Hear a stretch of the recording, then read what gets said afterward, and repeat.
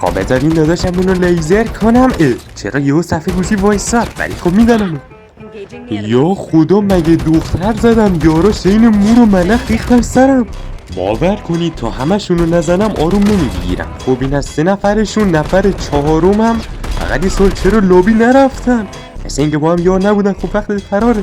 خب بریم برای یه وان شات، یه 2 شات زیبا و بعدش یه وان شات زیبا. فقط نگاه کنید چه وان چیزه اشتباه شد.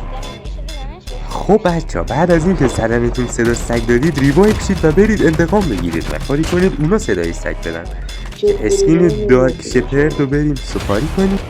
آخه پایین داره لوت میکنه، بالا سرت با اودن وایسادم و واقعا دلم براش سوخت.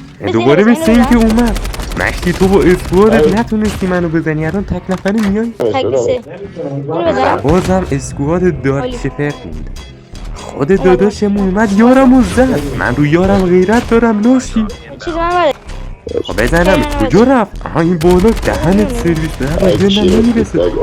خب دیگه یه نفر مونده یه وان. بابا اینا چرا وان شد نمیشن؟ ولی خب پشت دارم.